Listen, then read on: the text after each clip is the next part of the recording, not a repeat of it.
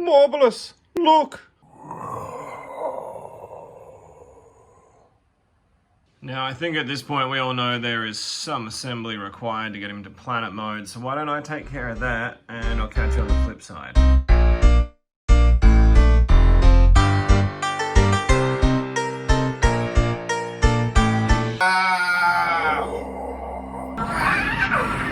I can't believe that this is finally here, that this is actually finally happening. What was it, like 2019? We had to like trust in the system to provide us with the ultimate in chaos bringing energy. And I feel like they've delivered, at least in this mode. Like, this is him all planeted up. There was some assembly required. Battery not included. There are no batteries, but still, look at the size of this behemoth. Just the amount of sculpt detail, the textures, the like different shapes going on. It's all just really, really good looking. Did you ever think that maybe there's more to life than being really, really, really ridiculously good looking? Even on those soft sort of plastic spires, the amount of detail and texturing on those it makes it feel like it has some insane scale to it. It's really, really good in terms of sculpt in this mode. This yellow of the rings does feel a teeny bit flat when compared to some of the other yellows, but that's not really a huge deal. I've summoned you here for a purpose. No one summons Megatron. It pleases me to be the first. It's like, I'd assumed once I got him that I'd put him into UNICRON mode and then he would probably just stay that way forever. But there is something about the scale and how imposing this planet mode feels that part of me could almost imagine him spending quite a lot of time in this mode as well. I don't know how many of you remember these. I've still got one of my brother's battle planets from when we were kids. And these are an awesome scale for UNICRON to munch on down.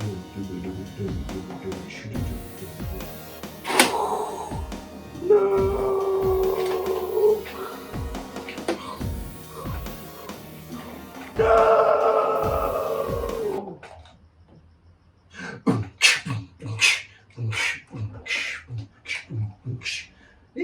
Transformer!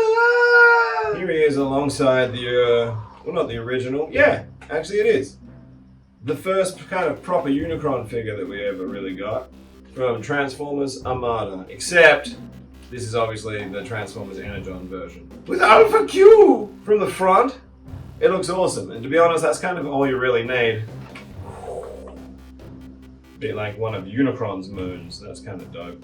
And finally, here's a quick look at UNICRON alongside Cybertron itself. This is like, you know, UNICRON's rosebud. Cybertron. Unicron, no! Cybertron and all of its moons belong to me. But we belong to him. I like this, looking like some kind of deranged mechanized solar system. I just want to take one more second just to really appreciate it, because it is, as far as like a UNICRON alt mode goes, just phenomenal. The sculpt, the scale, the fact that it's got a little bit of playability going on in terms of the Maw. Yes, that Maw does have the grey.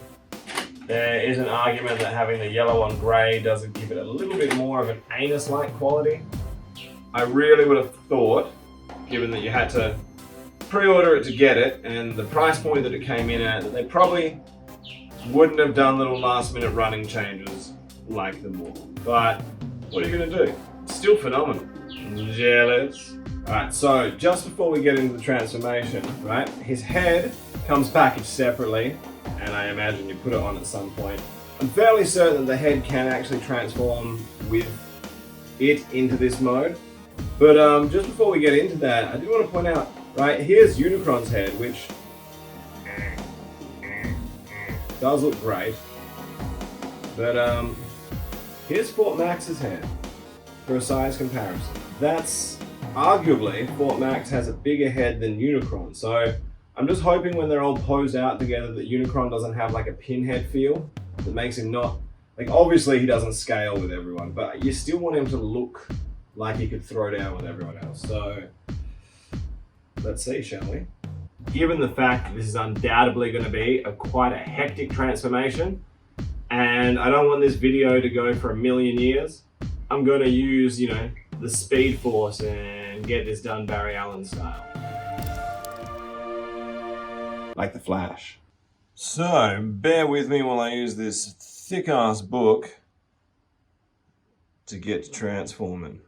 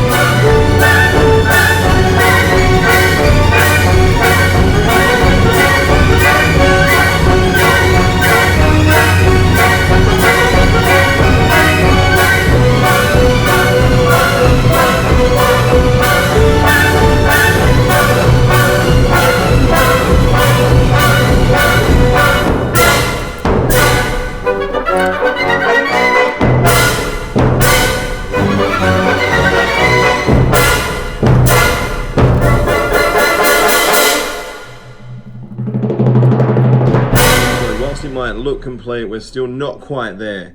One last step. Seems Hasbro wanted to get in front of the third-party sellers for once, and we've got a whole bunch of little gap fillers to finish him off. Hide those screw holes and give it that Primo Deluxe feel. These little plugs can be quite persnickety, and you really got to make sure that you push it all the way in, otherwise they'll just pop straight back out again. No screws here. So his transformation, whilst time consuming, really wasn't as bad as I'd sort of thought it was going to be. It is a lot of kibble, but given that he is, in all seriousness, a shell former, I'm sure most of you have seen the pictures where people have been like, I'm just going to undo these screws and be like the El Del Paso kid. One thing that I really loved about the transformation was getting to do that super iconic movie hand out the wrist transformation section. Kudos for chucking that in there.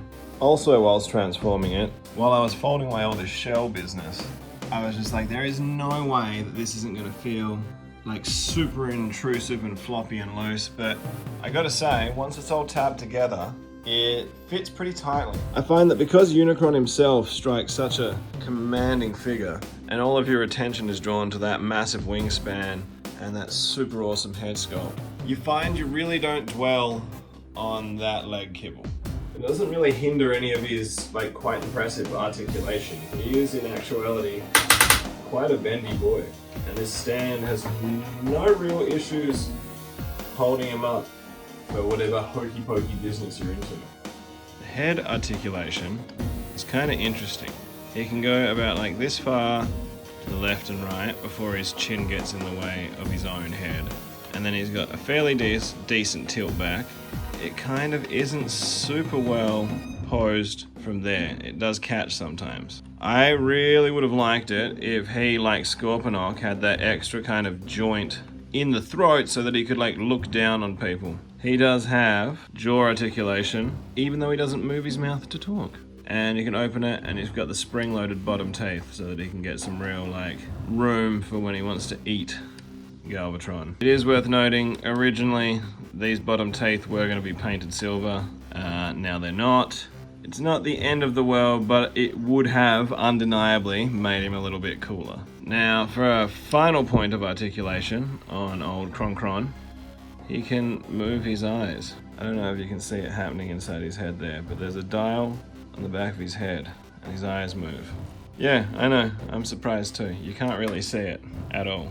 It is arguably a waste of a feature.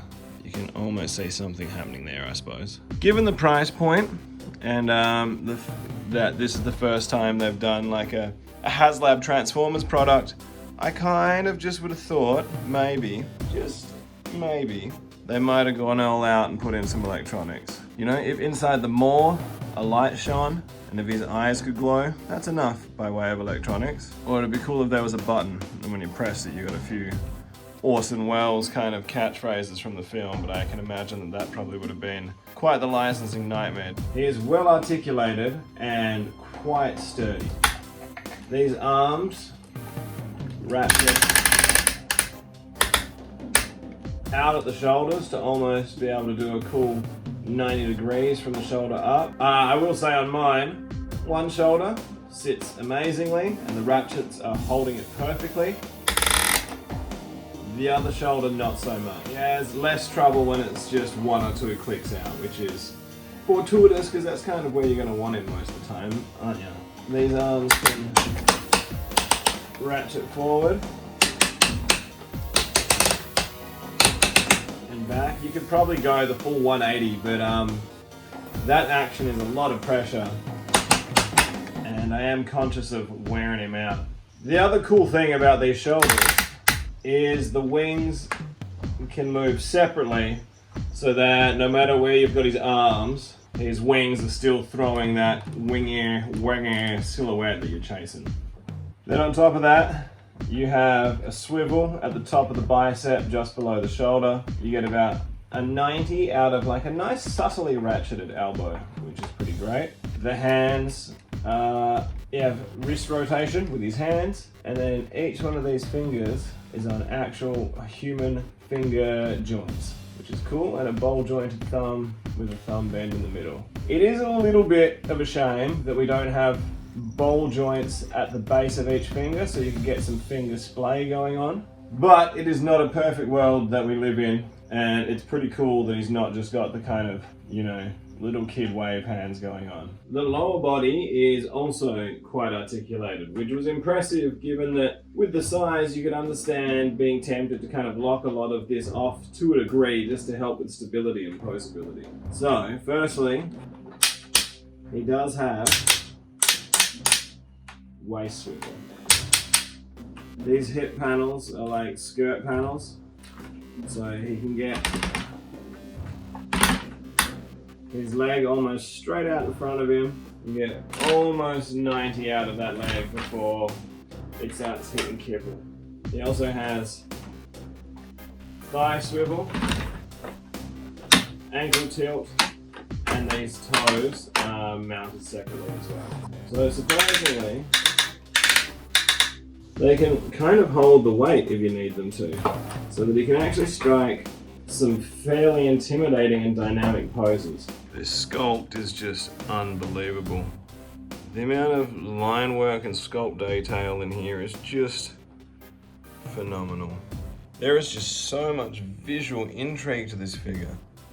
Every surface reveals more. I'm also quite a big fan of the two sort of different yellows at play, just to give him a little bit more surface difference. I will say, I would have liked these stomach panels to have been like a see-through red plastic. I just feel like that would have really added something. Right? He's enormous. He's huge. He's incredible. It's just, I don't know, anyone who wasn't sold on the pictures or anything, just the real life spectacle of him all is just unbelievable. UNICRON does come with a couple of accessories. Firstly, he comes with this stand that you sort of have to assemble, which is neat, right? Then he also comes with these two little baggies. We get the pieces you need to make his face damaged, and he comes with that sort of, you know, updated version of the Ark that they were rocking around in. They had the two of them for the movie. Now, correct me if I'm wrong, but I don't know that either of these ships made it to the UNICRON stage of proceedings. And I thought they also were differentiated by having blue and red trim. I might be imagining that, but this just seems like an odd ship to include with UNICRON. Get your little stand. And now, hey? Oh, it looks like it's flying. Hey, that ship's flying. Now, the other little bag has the little incentive pieces. There you go. You can kind of tell that that's Rodimus.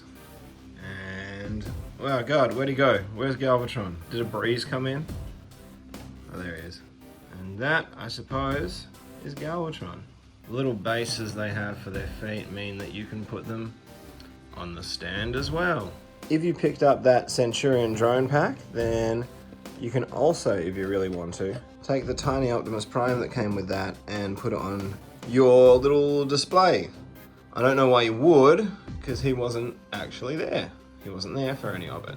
Unless he's cast in grey because he's meant to be like Rodimus Prime's Force Ghost. Arise, Rodimus Prime. Light our darkest hour. I guess with Tiny Galvatron you can recreate the Unicron 8 bit. Why didn't I fly away? Alright, so for this next step you're going to want to go ahead and sever Unicron's head again, pop off that faceplate, and then with that free, that jaw piece will slide off. I am a massive fan of the heavy metal horror show that is lying under that faceplate. Run to the hills. This is also a good way to actually show off that eye feature in a manner where you can actually see something happening.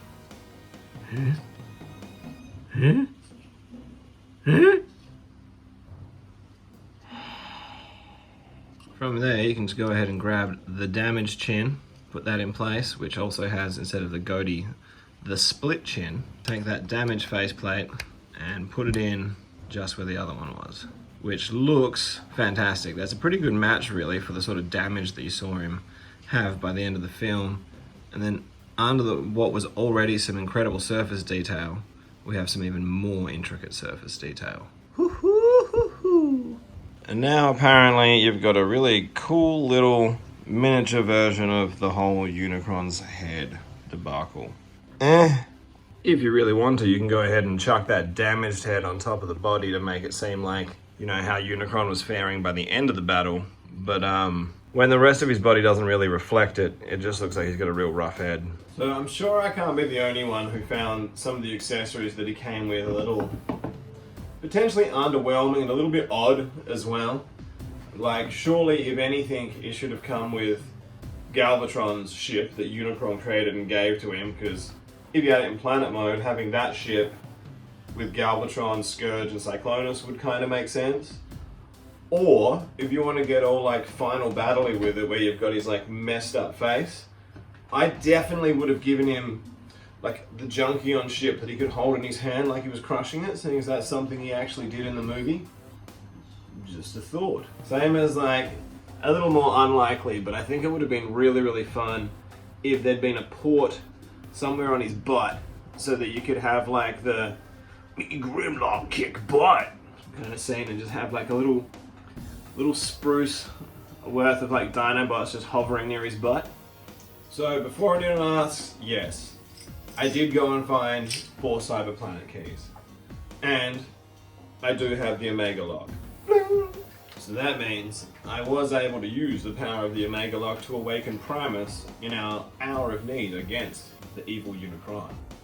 Unfortunately, the Primus of yesteryear, while still an exceptionally badass figure, is not quite going to cut it this time round.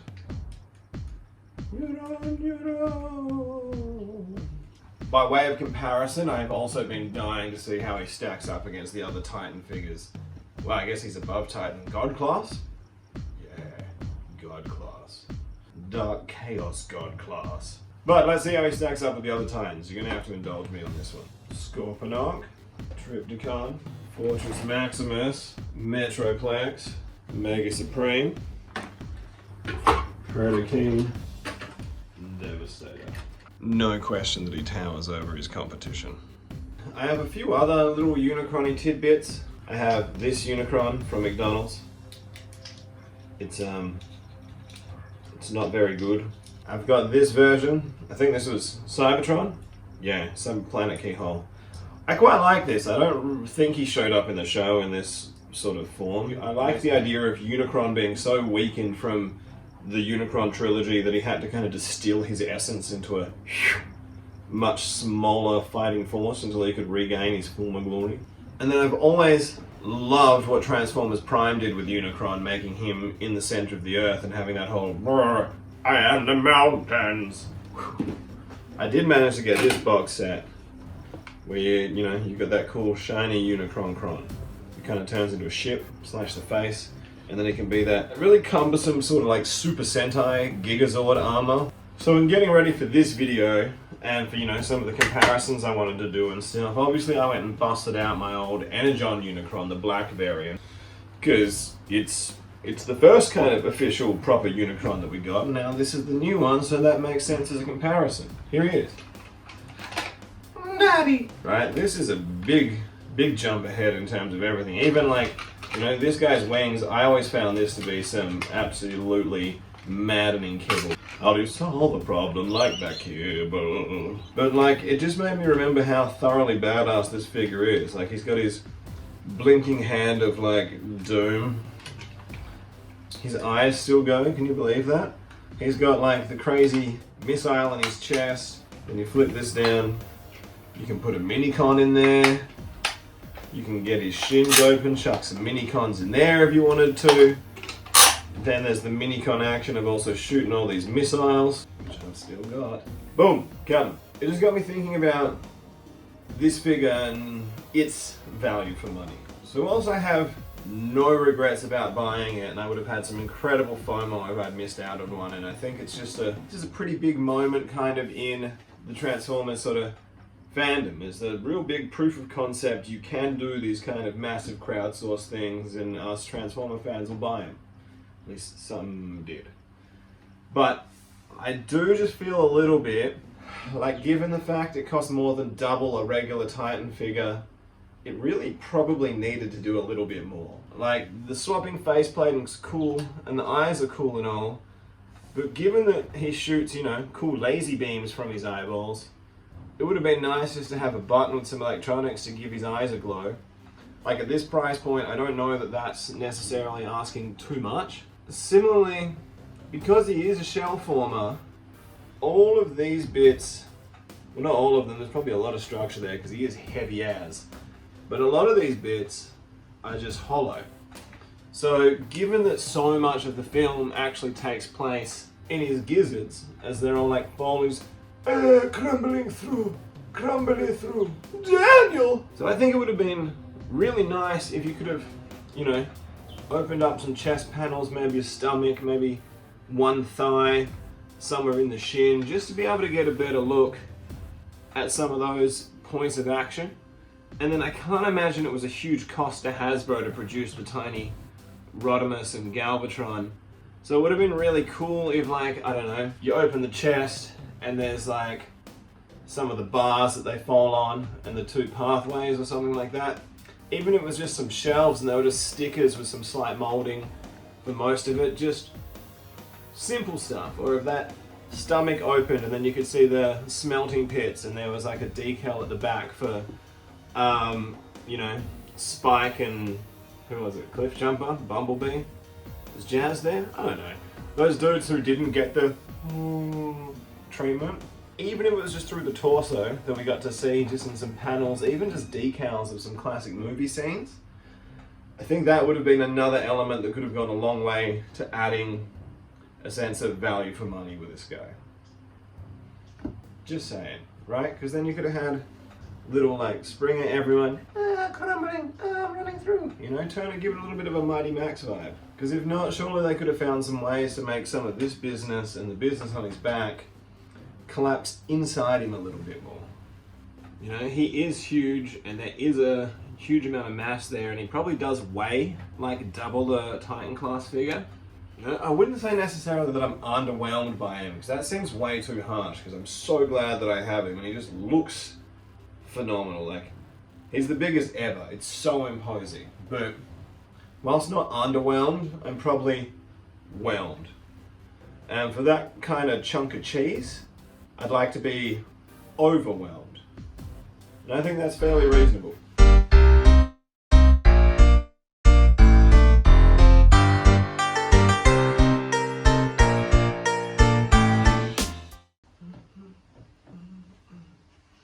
that work? It's UNICRON. He's so big and he's dreamy.